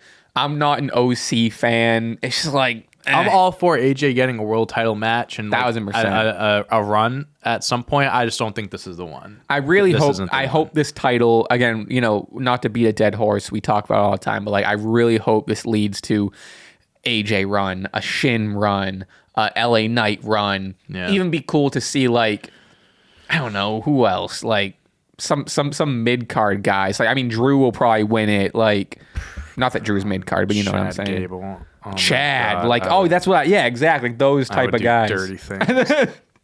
I'm very excited for Money in the Bank. I know it's like next pay-per-view after Night of Champions, but it's gonna be really interesting who wins that. Because I wonder, because when they used to do the brand split, they used to do the Raw Money in the Bank, SmackDown Money in the Bank. I don't think, because since now there's women, so then you would have to do women's SmackDown, women's Raw. I think that's too many. 4 Money in the Bank Too many. So I do think they're just gonna do the one big like men's and one big women's one. Whoever wins it, whatever. I think so too. But there's gonna be a lot of people that I think you can have in that match. Like especially if they do it like the tournament where it's SmackDown combined with Raw. Yeah, so like 4 SmackDown. You could have AJ, Finn, Shin, like all the guys you mentioned, LA Knight, Ray, Edge, Bobby. Like you could have Cody Rhodes. You can throw him in if you want. Right? I mean, I can imagine him probably being in the match. Chad Gable. You could have some big names in that match. I'm very excited for that. Last thing on Raw, before we touch down AEW, we have Balor and Priest defeat Kevin Owens and Sami Zayn with the help and distraction of Imperium, including Gunther. Paul Heyman's getting what he wants. He was on the phone all night. Bro, I mean, putting hits on KO and Sami. And Imperium is for hire for the Bloodline, it seems like. Which, like, I like. I don't love it. It doesn't dampen like Gunther as the IC champ, but I like him separate. Not everything has to be intertwined. Doesn't have to be involved with do like the idea of like Kaiser and whatever the guy's name is. Vinci. Yeah, like Hitman. That part's cool. Yeah. Don't love Gunther being involved too much, but I mean that's nitpicky. But so I do agree with that. I wasn't really looking at it that way, but I do agree with that. What I do like, this is just, I feel like each week I come with you with some fantasy booking type of thing. Uh-oh, hit me. I kind of like it because we're seeing it. I mean, not one-on-one necessarily, and not anything crazy. This is why it's fantasy. We're seeing a little, connection between Paul Heyman and Gunther, and a little closer to Roman. Put some closer to the title. Listen, Gunther. I mean, this isn't breaking news or anything. He is a star, but he is going to be the star over the next 5, 10, like the top heel, whatever. I don't know how they do it. I don't know what it would entail, like storyline wise, but man, I would love to see when the whole Roman Reigns era is done, whatever, and Paul Heyman is looking for a new client, is looking for someone else to manage. Him and Gunther would be pretty fucking sick. It would. It would be so sick. It would be so sick. The only thing that clashes though is Kaiser is kind of the announcer and the talker. Yeah, I get that. So that's why it would be like down the line, like when he's when a world champion, whatever. But I don't know. It's interesting how like so many different teams are kind of like involved in this. And you see like Xavier Woods is dominant, Judgment Day, Imperium. Like there's a lot going on, but I kind of like the chaos. It's different. Me too. It's different, and I like it. There's a lot of stuff to do. And a lot of people are getting the main event. LWO. shine. I mean, they're on SmackDown now. They were involved in it, but I mean, I kind of like the idea of everyone just kind of playing a little part in it. I could do without Gunther kind of being as hands-on as he was, but like I said, very nitpicky. It doesn't really not it doesn't affect anything for me. I would love to see Imperium expand. Like if Imperium became like similar to a Blackpool Combat Club, where they just like, but like their version of it, where they're like cool, calm, and collected. They're more just like assassins, or like But I don't know who they could add, but so Judgment Day might be getting a new member very soon. Ooh, so during that battle royal we talked about with Mustafa Ali winning, there was a part in the match. NXT call up. His name is JD McDonough. Oh yeah, I think McDonough. I think his name is. Well, I'll say JD. I thought it was JD McDonough. McDonough. Is that how it is? I think it's McDonough. It's McDonagh. We'll say McDonough. He was Jordan Devlin in NXT UK. He was the cruiserweight champion before it got merged and stuff like that with the North American belt. Very good wrestler. Finn Balor trained him. That was his trainee. So Battle Royal, he gets eliminated by Dolph Ziggler, attacks Dolph Ziggler outside, like throwing him at steel step like that. Dolph Ziggler seems to be the guy that feuds with the new guys. Yeah, to kind 100%. of put him over a little bit. So that's what we're going with. But then later on in the show, he's like leaving backstage, and the reporter goes talking, like explaining like whatever. His nickname's the Irish Ace, and he's like, never count out an ace. Like he's talking whatever, like never count out an ace, and he walks away, and they zoom the camera, and Finn Balor standing behind him, like watching him walk away. Oh, I remember. Yeah. So now I remember that. Yeah. There's definitely, because even before they're both Irish. Finn Balor said before Mania, like after Mania, like we're gonna look to expand and stuff, blah blah blah. So it needs a refresh. And honestly, like I'm not gonna act like I've seen every one of his matches. Like I know about him. I don't know a ton about him. His like look and his wrestle style, it just kind of like fits Judgment Day. Kind of. It's just I don't know. It just works. So it'll be interesting to see when they do that. But swap him out for Priest and I think Judgment Day, kind of like we were saying, Imperium is a group that like you can add new members to, and you can kind of like make it more of like a. Not like a small stable. You can make it into a decent sized group. I mean, like it would be. They haven't done it in like years, but it would be interesting to see like which of these groups. And it seemed like the Judgment Day would be closest. And I'm not comparing them necessarily, but like if it's one of these groups where it's around for a while and members get swapped in and out, like an NWO or like a DX or whatever, where like this iteration had X, Y, and Z, and then a couple of years later they lost these two people, but they gained these three people, and you just see I it. Understand what you're saying, yeah. But I don't know if that's the direction to go in. Members of Judgment Day. Yeah, it'd be interesting to see. Yeah, because I mean, really, like, what's the last time they did that? DX, Nexus. Oh, I guess Nexus. I think Nexus, because that was the first thing I thought. Because then they did like new Nexus, and they did like core and stuff. But I understand what you're saying. I don't know. It's not common that they do something like that. I can't even. I mean that one time they did have Kurt Angle wrestle in the Shield when Roman Reigns that is so. Technically, we have to keep. And also, wasn't he a part of? He was in a DX segment too. He wasn't a DX segment. Kurt Angle is a group hopper. He's like a what do they call groupie? He's like a groupie. I don't know if that's what groupie means. Yeah, he jumps around and has sex with everyone in the groups. Oh, okay. So that's what. Oh, you do know what it means. I do know what it means. But yeah, it'll be interesting to see if Judgment Day adds a new member in Imperium too. I think that would be cool. Got some Dynamite to talk about. I'll admit it. I didn't have trivia last night, so I couldn't watch AEW. But Celtics were on. So God damn it! Didn't watch a lick. Okay. Fill me in. We'll go through some big stuff. I gotta stretch. Some people comment. I went to the gym yesterday. I'm sore. Bro, I haven't gone to the gym in like 3 weeks. I'm so fucking strong. I'm so fucking strong. I see some comments. People like, oh, until Dante watched an AEW episode, his opinion shouldn't matter or something like that. Oh no! I'm not gonna say anything mean because I don't want to lose fans. But I have a mic. Oh no! I have a podcast. Oh no! And what that inclines is that I can say whatever the fuck I want. Slay pop off queen. So I'll talk about AEW all I want while John kind of explains everything. and I give my 2 cents.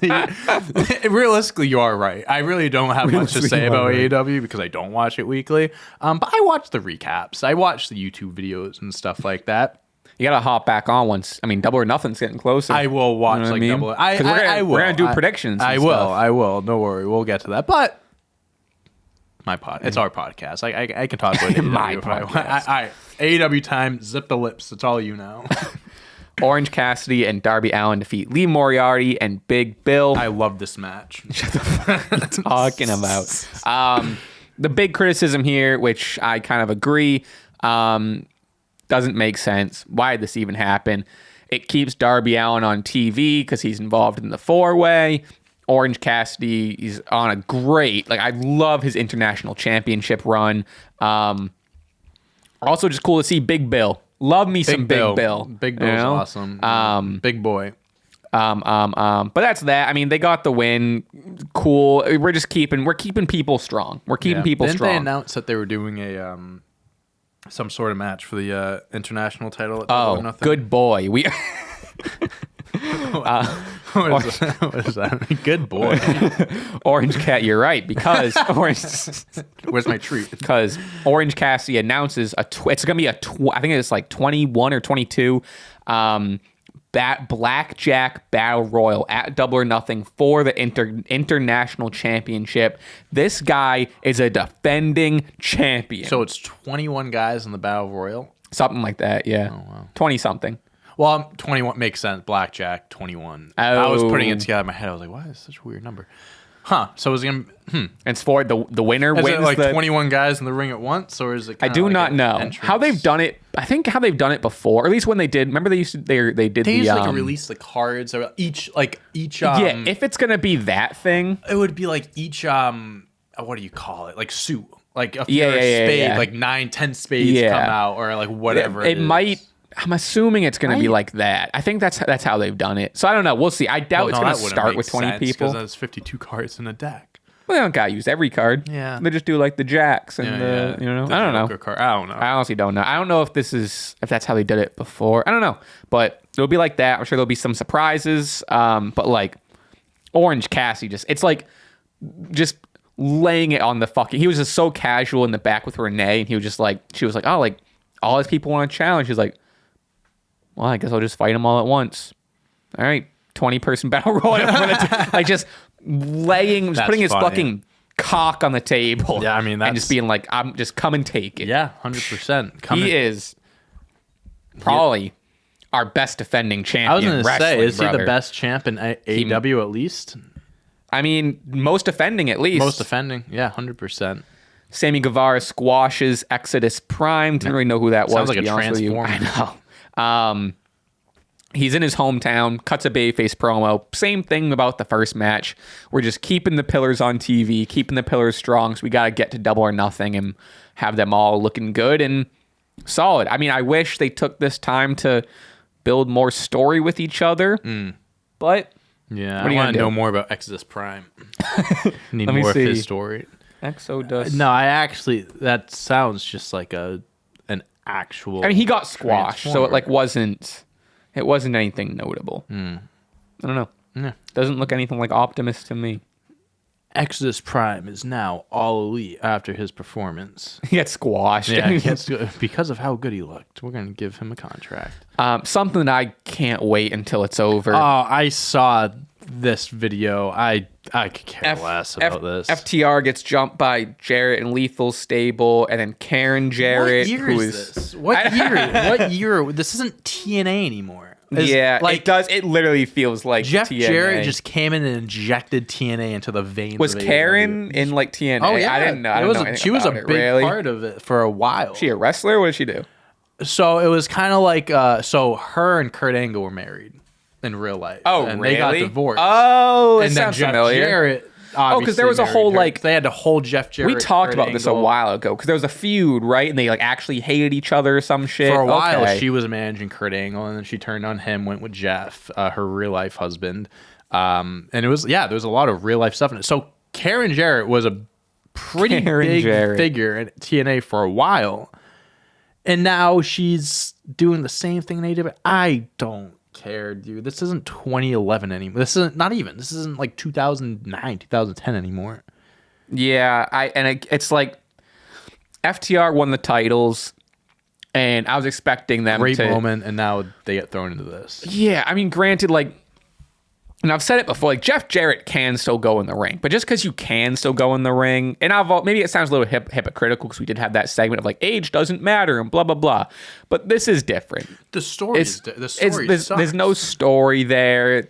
I mean, and the thing is, like, Jay Lethal was one of the best in TNA too, and it's just like they've never really done anything with Jay Lethal in AEW. Jay Lethal is considered one of the best wrestlers that never went to WWE. He was at the top of the game for a long time. Yeah. So, yeah, I can't. I mean, they'll do this at Double or Nothing. I just want FTR to move on and have more. Because, like, remember when we got FTR versus the Bucks and FTR versus Lucha Brothers? I agree. I don't like the parent. Like, Jay Lethal should be a singles wrestler. He should be competing for, like, international TNT belts, whatever. I don't like him with Jeff Jarrett. I'm coming off as a Jeff Jarrett hater. I I don't like him. I don't dislike him. I think he's fine for what he is. I think he can like elevate a feud. He can like, he's still a big name. Yeah. But like this shit, I wish he took more of a Sting role where he's just like lovely seasoning. Mm-hmm. You know what I mean? Like you throw him into a big feud every few months, kind of have him on the sidelines for a little bit, and then steps in when he has to, and that's great. He can wrestle. We talked about him with was it Dax? He had a match with Dax Harwood. He can go. Yeah, it's just the matches. I could care less about who he's feuding with. The Outcasts defeat Britt Baker and Hikaru Shida. Jamie Hayter. Jamie Hayter was supposed to be in the match, but she was not cleared to compete. Just more this out. This is another thing. I hate to dog on. I feel like I'm dogging on AEW so much, but the Outcast thing is just. I mean, I think it's like collectively, no one really loves it. They ended it with spraying Britt Baker in the face with the green spray paint. I mean, the thing that sucks is like everyone in this feud is great. Like, I love Britt. Jamie Hayter is good. Jamie Hayter is amazing. Hikaru Shida is one of my favorites. Then on the other side, you have Toni Storm, Ruby Soho, and I mean, Saraya hasn't had the greatest comeback. Yeah. But still, like, in terms of just being a presence, that's what I mean. So everyone in this is huge, and I love everyone in this. Like, there's not one person in this where I'm like, she sucks, or I wish she wasn't in it. But it's just like, it's just not clicking. Yeah, no, I agree. I mean, there's nothing about this storyline or anything about the Outcasts that really like makes me care. I also just like, I'll listen, if no one else is saying it, I'll be the first one to say it. Saraya and AEW has just not been good. What's the most notable thing that she's done? Spray paint people every week? Yeah, like even her return match with Britt wasn't very spectacular. I mean, it's her first match back. You don't expect it to be a 5-star match, but it's like that was a few months ago. I just don't know. She hasn't done anything to make me just care about her being in AEW. Sometimes I forget that she's in AEW. To be honest with you, I don't know. I just don't think that it's been successful. I'm hoping for a resurgence. Maybe like me too. What I'm hoping for, because the thing is, the story hasn't been great. What I'm hoping for is they're gonna do, maybe they'll do the 3-on-3 at Double or Nothing or something, and then that match will be great and blow it out of the water, and we're like, okay, sweet. Saraya like showed up and blah blah blah. But until then, I agree. I tough. hope that happens. A match worth revisiting. I think you would like. I kind of want to watch it again, to be honest. Roderick Strong defeats Chris Jericho, and Adam Cole and Jericho Appreciation Society are banned from the building. But it's a Falls Count Anywhere. I forget what the actual stipulation was, but part of it was a Falls Count Anywhere. San Juan street fight. A San Juan, wherever they were last night, and they fought all over the fucking building. They were in the concession stands. They were backstage, you love that. On this fucking. Let me see if I can just find you love a good concession stand fight. It was fun. I mean, like Jericho's face had a bunch of cake on it at one point. It was just a fun, classic. Felt like one of those matches. Rod Urich. What did I say? After the Rod Urich. Right, that Everett. Yeah. Rod Urich. See, look, just like this is the greatest shit ever. Thank you. Oops. 3 minutes long. Yeah, fuck that. But they're just like, I mean, this is very like you love that shit. Early AEW. Like, look at them fighting on the like. This is like they're in Austin. Just whoa, like above the stairs. All this stuff. That's why I want to read because I was like, he's got the cake on his face. Because like I gotta figure out my schedule. I gotta watch AEW and then do the rundown. So I sometimes do the rundown while I'm watching it, and I miss some like small moments. But anyway, that's long cool. story short. They fight out of the building. Remember, next video. Remember, Adam Cole was only banned from the building, so they get out of the building. He comes up behind him. Adam Cole gives Roderick Strong a hand. Roderick Strong wins. So I don't know if they're running back Cole and Jericho. I don't know. Double or Nothing would be a good time to do it. Or have they even fought yet? What do I mean, run back? I don't think they fought yet. Have they? I think they've just been feuding. I don't think they fought yet. Or did they? Adam Cole faced. Who did he face? Faced Daniel Garcia. Yeah. So I guess they haven't actually faced. Fun, cool. This was, just like I I love this. Like, he's pinning him in the garden. Yeah, that is funny. Like, just like, this is like the silliness that we sign up for. Yeah. Fucking great. No, that's cool. I like shit like that. So solid. Jack Perry defeats Roosh. Big note here. Uncharacteristically, Jack gets a little bit of a cheeky win. He's holding the tights. Oh, it's not like Jack to cheat. Interesting. Not like our little Jack to cheat. Post-match beatdown sees Darby Allin and Sammy run in to save Jack. Really? Yeah. Is Sammy a face? At least last night he was, because he was in his hometown. But like, I think because he was fucked over by MJF, where now it's like he's Pity. now against MJF, so now maybe he has a little bit of a face in him. Interesting. Okay. It's like what I like about it is they all have so much mutual respect for each other. They're the pillars, and they're gonna help each other out. What I love, one of my favorite like cliches, even if you want to say in wrestling, is when a bunch of these guys have matches against each other in a couple of weeks, right? One guy's getting beaten down, but the guy. The guy who's gonna face so and so runs down to save so and so keep him at because he's going. like, I saved you because I want you at 100%. Yeah. I don't want any cheap whatever. Yeah, I'm all for it. So I think that's kind of what it read to me. Double or Nothing is next weekend.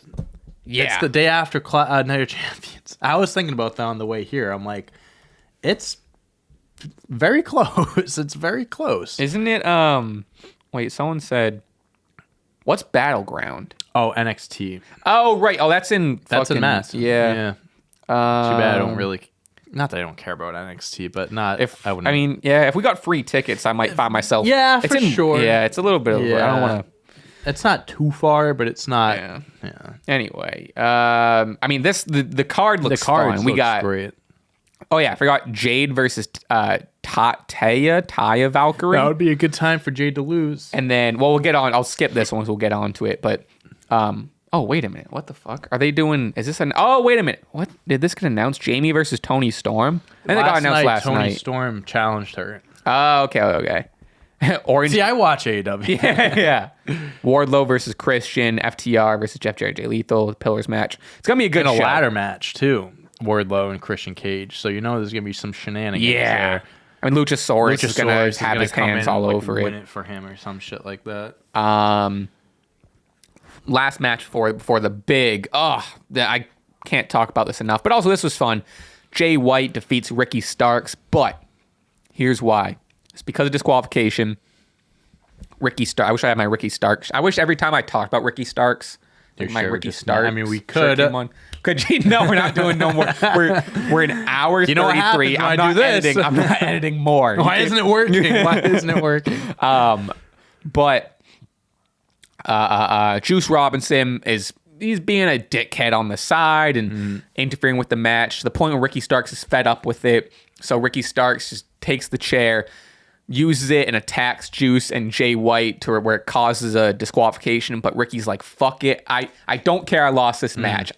I'll give up this win just so I can hit them with a fucking chair." Fair. And it came off like that. I mean, Ricky Starks. I'm glad it's not the resurrection, but we're seeing Ricky Starks back on TV, and it's with a Jay White, and it's just like, I think this is going to shape up. They'll probably do a rematch, Double or Nothing. I was going to say, what are they probably going to do? Ricky versus Jay White? Probably run back like Ricky a tag and Jay team White match or something like that. I don't know if someone comes in to tag. But I mean, just love seeing. I'm excited every time we see Ricky. We're big Ricky guys, and Jay White on TV is always great. His hometown too. Oh, was it? So this was on at halftime. So I did put it on for this, and they said that he was, and he talked into the camera. He was like talking about like hometown stuff. So yeah, I guess he's also from Austin. So here we go. Don Callis comes down to the ring. Do you know anything about this? About what happened? I saw like the match that was announced and all, and Hangman, but. Oh, spoilers. Don Callis addresses his actions before he can even get much out. He basically said, like, I'm the reason, I made Kenny, blah, blah. There's a shit ton of security. Kenny comes out, tries to fight his way to security to get to Don. Blackpool Combat Club comes from behind him, jumps him, beats him down. Blackpool Combat Club is in the ring.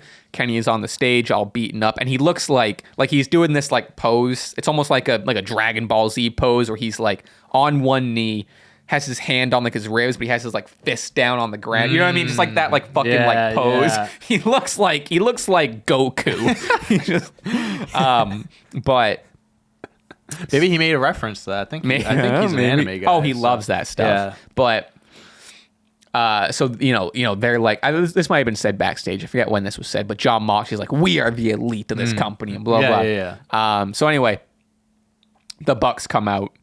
They had a little skirmish backstage early in the show, so they're a little beaten up. 3-on-4. They're eyeing each other down. It's feeling like something's ready to explode. Hangman Adam Page comes out, stands right next to Kenny. He has an eye patch, so he's selling like the screwdriver shit. Yeah, I saw he had an eye patch on. Oh, he looks during one of the house shows. He looks sick with the eye patch. It's like a leather, like tan eye patch. You love to see that. Kenny has the broom with the barbed wire, hands it to Hangman. Hangman takes it. They run down, beat the brakes off of Blackpool Combat Club. They're standing tall. Hangman has the mic. He's going to be the talker. He says, Anarchy in the arena match. We are getting Blackpool Combat Club versus the Elite. And he said the Elite is back. Like the Elite is in full form.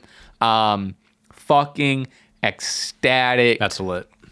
I think it's going to be great. My only, not even gripe, because I love this, everything about this is to love, and I was just praising the Jericho and Roderick Strong, and I love, like, the tomfoolery. Yep. I think you could probably say, like, the Jericho and Roderick Strong thing was in place to just give a little, like, taste of what the Anarchy match is for new viewers, is my guess. Maybe I'm just talking out my ass. But, I mean, this is going to be great. But I would also love to see these two teams just have a wrestling match. Sure. Yeah.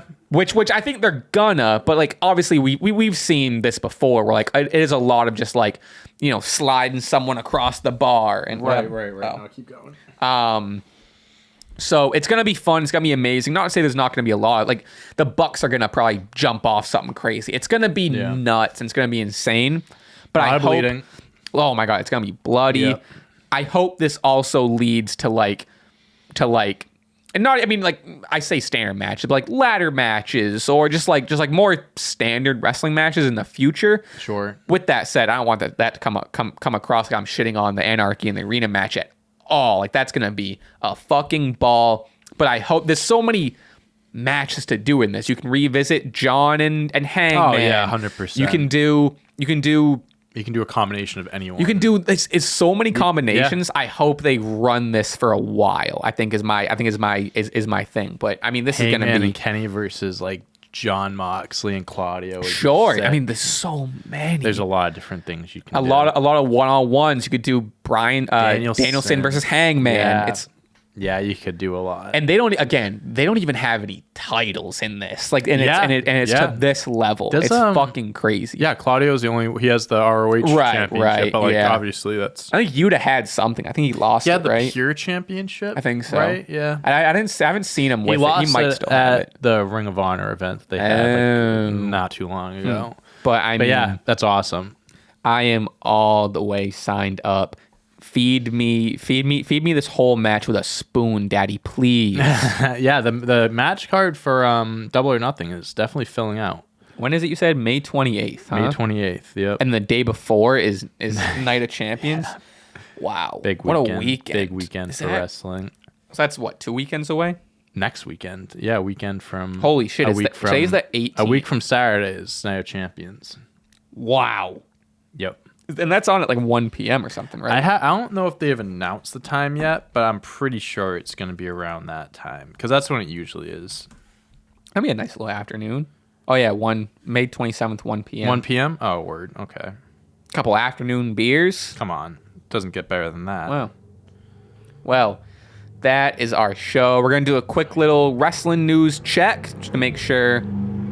Gosh, loud bro. Motorcycle. Holy shit. That's a lot of motorcycles. That is a loud motorcycle. You know that? You watch I Think You Should Leave? I think I've seen a few like clips from it, but I've never seen the like, motorcycle bit. No. Oh yeah, I watched the motorcycle. He's like, who's Tim Robinson. Yes, Tim Robinson. He's like, the bit is like a guy that like only understands the world via motorcycles. So he sees like a car and he's like, that's a big motorcycle. And he's like, that's so funny. And then it's like, I forget, I was like even like a baby stroller, and he was like tiny baby motorcycle. Okay. That's so funny. That's great. We'll get out of here. Reminder. Let me get the date again. I forget the date. Wednesday, May 24th at 6. So that's gonna be. We got our T-shirt drop, and then that weekend, now the pay-per-views. Yeah, big week. Big weekend. Big few days. Yep. Wednesday, May 24th at 6 p.m. Eastern Standard Time. Do the conversion. The only one I got off the top of my head is that's 3 p.m. West Coast. And you got 5 p.m. Central Time. Okay. Yeah. Okay. We know our time codes. What can we? What else is there to say? What more is there to say? We made it this far. We made it this far. Again, show them the back again if you don't mind. Show them the back again. Show them the back one more time. We made it this far on the back to commemorate us making it this far because and continuing. All because of you guys. Again, May 24th, 6 p.m. Eastern. I can't stress enough, it is a limited drop. So yes. So it's gonna be crazy. We'll remind you through the week. We're gonna be wearing them all through the quizzes and all of that stuff. But be on the lookout. Follow Stache Club W on Twitter and Instagram, especially. Those are gonna be the best places to get announcements. We're gonna post it everywhere. After this podcast airs, I'm gonna post it in the feed, and we'll probably do a. Now I'm just kind of talking business stuff, but we'll probably do a teaser post later as we get closer, and then a drop post, and so we're gonna make sure you guys are well informed and you won't miss it. But you guys will be reminded a good amount. Stay on the lookout. Leave a comment if you're excited. Oh, so what's the? I guess the easy comment if you made it this far is 6 p.m. May 24th, 6 p.m. Yeah. T-shirt drop.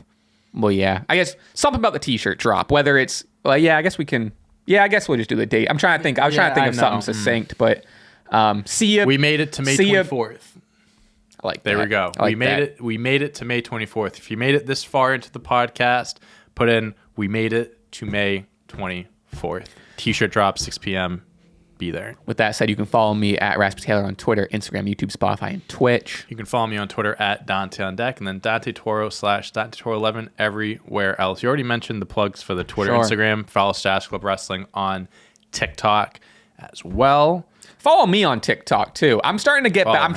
I just want to see that crisp 100K. I've been off. I haven't posted a TikTok, bro, since we've been off the TikTok game since the Stache Club announcement. That was the last time. Yeah, and that was 6 months. We used to be big TikTok My shit boys. does not get views. I remember when me and you were cruising on it, like every single thing we'd post would be 50K minimum. Yeah, I know. All my, it's just all algorithm shit, but it's I'm starting to get built back up. For a while, my shit would just max out at 1,000 or 2,000. Really? So now I'm starting to get back to 5,000, 10K.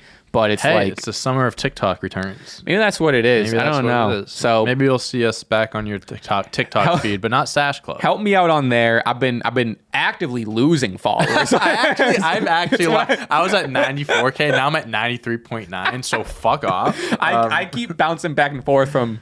What am I at? 79.1 to 79.0. So it's assholes just want God damn it. They just want to see us struggle. But yeah, check us out on TikTok. Maybe you'll see some future TikTok content from. You'll definitely see from John, maybe from me. I don't know. With that being said, again, thank you for watching. Check out everything through the week. We appreciate you. Subscribe, leave a rating, all of that stuff. We'll get out of here until next week or until the next video. Until Thursday, Saturday. Till next quiz. Goodbye. Thank you. We'll see you May 24th.